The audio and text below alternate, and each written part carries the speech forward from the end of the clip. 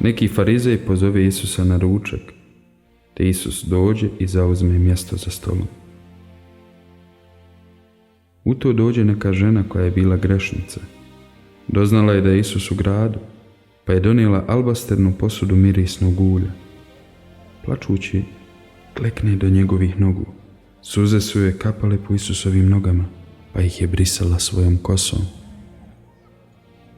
Zatim mu je cjelivala noge i mazala ih mirisnim uljem. Kad je Isusov domaćin farizej to vidio, pomisli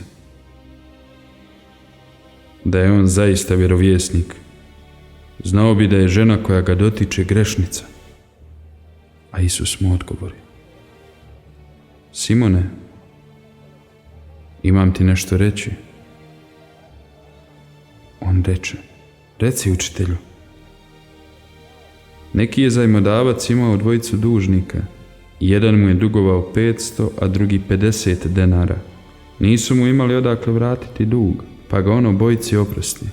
Šta misliš, koji će ga od njih dvojice zato više voljeti? Simon odgovori: Vjerovatno onaj kojem je više oprostio. Isus mu reče: Dobro si zaključio.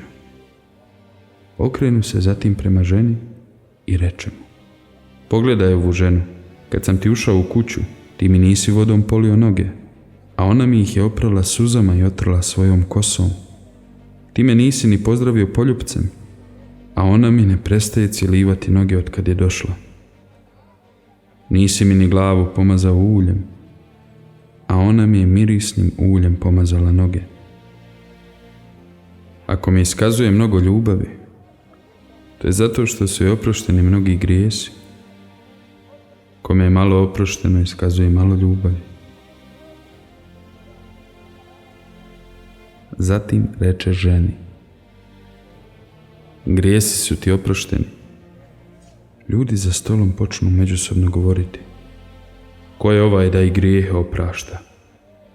A Isus reče ženi: Spasila te tvoja vjera, idi u miru.